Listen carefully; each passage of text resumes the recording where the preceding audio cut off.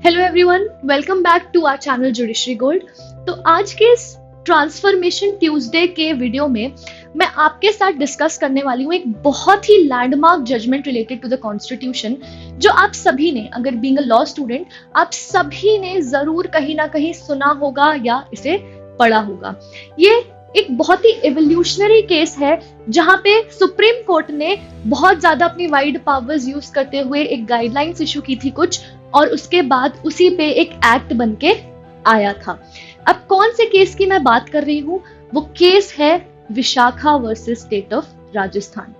Vishakha versus state of Rajasthan की जब अपन बात करते हैं तो उससे पहले आप सभी ये जानते होंगे कि भाई औरतों को, इस देश में औरतों को कितना समय लगा है अपने घर की उन चार दीवारों से बाहर निकल के और ऑफिस तक पहुंचने में।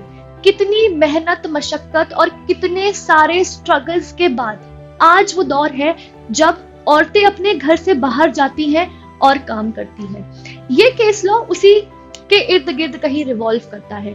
भले ही औरतों को आज ये राइट दिया गया है कि वो बाहर जा सकती हैं, काम कर सकती हैं, बट जो सबसे इंपॉर्टेंट क्वेश्चन है, क्या वो बाहर जाके उस एरिया में जहां वो काम कर रही है, क्या वो वहां पे सेफ है? क्या उनकी तरफ कोई बुरी नजर डालने वाला नहीं है? ये सारे क्वेश्चंस हमारे दिमाग में आते हैं। आज भी आपने देखा होगा कई लोगों के पेरेंट्स, जब उनके यहाँ पे एक बेटी पैदा होती है तो उन्हें काफी डर रहता है कि कैसे उसको आगे बढ़ाया जाएगा, और अगर वो बाहर काम करने जाती है तो क्या उसके साथ कुछ बुरा तो नहीं हो जाएगा। बहुत से पेरेंट्स आज भी इस चीज को लेकर रिलक्टेंट रहते हैं कि बाहर नहीं भेजना है अपनी बेटी को। तो इसी से रिलेटेड एक बहुत ही लैंडमार्क जजमेंट, जैसा मैंने बताया कि बहुत लैंडमार्क जजमेंट है ये, Vishakha versus state of Rajasthan. अब इसकी स्टोरी क्या थी, इसके फैक्ट्स क्या थे? एक भवरी देवी नाम की एक महिला थी जो कि एक एनजीओ में काम करती थी, जो एक पब्लिक वेलफेयर के काम किया करती थी। उनका जो मेन काम था वो किस चीज से रिलेटेड था? उनका मेन काम was related to prevention of child marriage. वो चाइल्ड मैरिज पे रोक लगाती थी। वो चाइल्ड मैरिज, अगर उन्हें पता चलता था कि कहीं भी चाइल्ड मैरिज हो रही है तो वो अथॉरिटीज को उसके बारे में जाके इन्फॉर्म करती थी, जहां पे अथॉरिटीज को उस चीज के ऊपर एक्शन लेनी होती थी। क्या हुआ, एक बार राजस्थान में एक बहुत ही बड़ी फैमिली थी, गुर्जर फैमिली थी, जिस गुर्जर फैमिली में एक छोटी सी 1 साल की बच्ची का मैरिज कराई जा रही थी। अब भवरी देवी को जब ये बात पता चली तो भवरी देवी ने इस केस को तुरंत पुलिस अथॉरिटीज पे रिपोर्ट किया। जब पुलिस अथॉरिटीज के पास वो गई, जब उसको रिपोर्ट किया तो पुलिस अथॉरिटीज आई, उसे रोकने की कोशिश करी, but ultimately because the family was very influential तो रोक तो वो नहीं लगा पाई।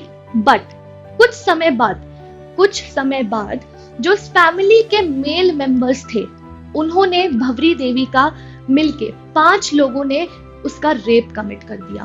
अब जो 5 लोग थे उसमें कुछ लोग अंकल और नेफ्यू के रिलेशनशिप में भी थे, जिन्होंने सब ने मिलके 5 लोगों ने उसके पति के सामने भवरी देवी का रेप किया। भवरी देवी खुद इस बात को लेके पुलिस स्टेशन तक गई। उन्होंने एक पुलिस कंप्लेंट फाइल करी, जहां पे उन्होंने इस केस को रिपोर्ट करवाया कि उनके अगेंस्ट गैंग रेप हुआ है। पहले तो पुलिस वाले इस मामले को दर्ज करने के लिए तैयार ही नहीं थे। जैसे तैसे करके जब उन्होंने डायरी में इस केस को मेंशन किया, उसके बाद आप सभी को पता होगा कि हमारे पास एक प्रोविजन है जहां पे क्या किया जाता है, जहां पर मेडिकल एग्जामिनेशन करवाना एक रेप विक्टिम का बहुत ज्यादा जरूरी है। रेप विक्टिम का मेडिकल एग्जामिनेशन करवाना बहुत ज्यादा जरूरी है।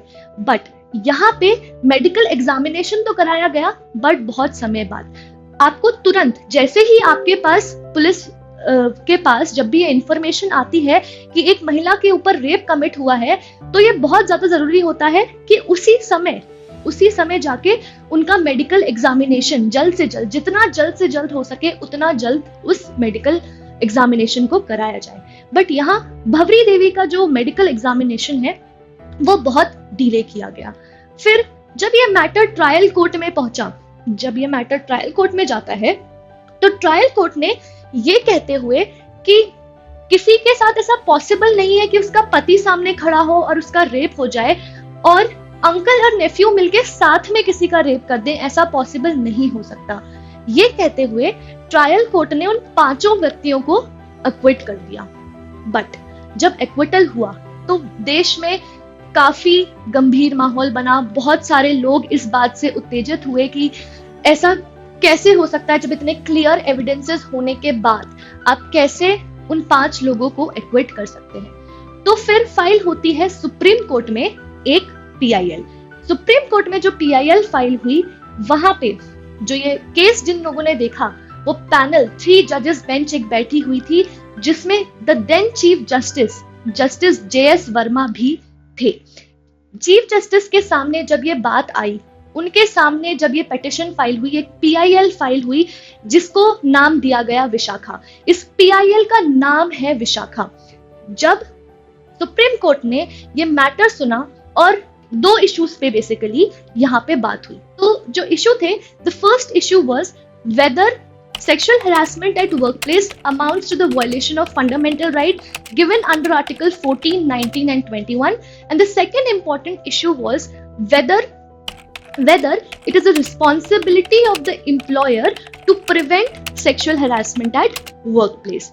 So जब सुप्रीम कोर्ट ने इसे आंसर करते हुए कहा कि हाँ, ये एक फंडामेंटल राइट है, आर्टिकल 14, 19 और 21 आपको ये अश्योर करता है that sexual harassment and workplace should be prevented. There should be no sexual harassment at workplace. And secondly, उन्होंने बताया कि हाँ, एम्प्लॉयर की ड्यूटी भी है कि वो क्या करे, रिस्पॉन्सिबिलिटी है एम्प्लॉयर की to prevent sexual harassment at workplace. इसी से रिलेटेड उन्होंने कुछ गाइडलाइंस ले डाउन करी। क्या गाइडलाइंस ले डाउन की गई इस केस के अंदर? सबसे पहला तो कि एम्प्लॉयर की ड्यूटी है, इसलिए एम्प्लॉयर को सारे अप्रोप्रिएट मेजर्स लेने हैं to prevent all type of direct sexual harassment वाले केसेस। हर तरीके के, कोई भी फिजिकल एडवांसेस ना हो, कोई भी सेक्सुअल एडवांसेस ना हो टुवर्ड्स अ वुमेन, ये सब प्रिवेंट करने के लिए अप्रोप्रिएट मेजर्स लेने हैं एम्प्लॉयर को।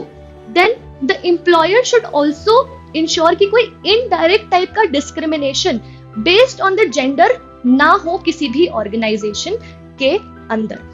उसके बाद उन्होंने बोला कि जो पब्लिक इंस्टीट्यूशंस हैं, उनको तो ये अप्रोप्रिएट मेजर्स डालने ही हैं अपने ऑर्डर्स के अंदर। उन्हें तो ऐसे ऑर्डर्स ले डाउन करने ही हैं जहां पे वो प्रिवेंट कर सके in sexual harassment eight workplace वाले केसेस को।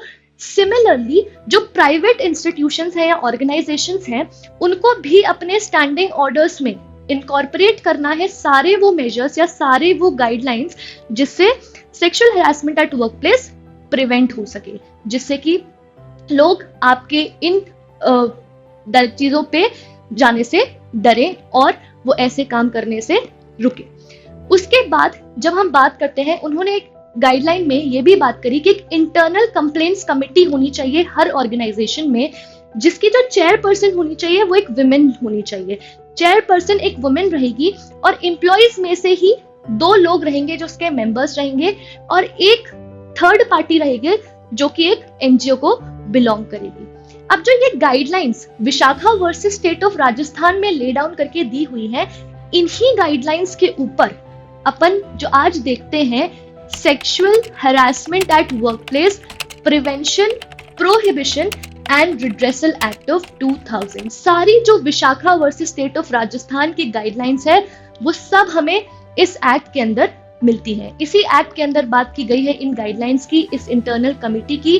और जो एक सबसे ज्यादा इंपॉर्टेंट चीज है यहाँ पे जो ले डाउन की है, लोगों को ये लगता है कि सिर्फ सेक्सुअल हैरेसमेंट एट वर्कप्लेस की जब बात होती है, जब इस एक्ट की बात होती है, तो सिर्फ सेक्सुअल एक्ट्स या फिजिकल एक्ट्स को ही हम प्रोहिबिट करते हैं। ऐसा नहीं है। जो उस केस में भी Vishakha versus state of Rajasthan में भी बात की गई थी और जो ये एक्ट भी कहता है वो ये सेम चीज कहता है कि कोई भी ऐसा डिस्क्रिमिनेशन, अगर आप एक महिला के साथ कोई भी एक डिस्क्रिमिनेशन करते हैं बेस्ड ऑन हर जेंडर, कि क्योंकि वो महिला है तो वो ये काम नहीं कर सकती, फॉर एग्जांपल, ऐसे वाले केसेस भी प्रिवेंट करता है ये particular act, the sexual harassment eight workplace prevention, prohibition and redressal act of 2013। Thank you guys. So I hope ये लेक्चर आपके लिए काफी यूजफुल रहा होगा। मैंने आपको एक बहुत शॉर्ट कंसाइज वे में समझाने की कोशिश की है सारी guidelines related to Vishakha versus state of Rajasthan. तो अगर पसंद आया video, so do like, share and subscribe. Thank you.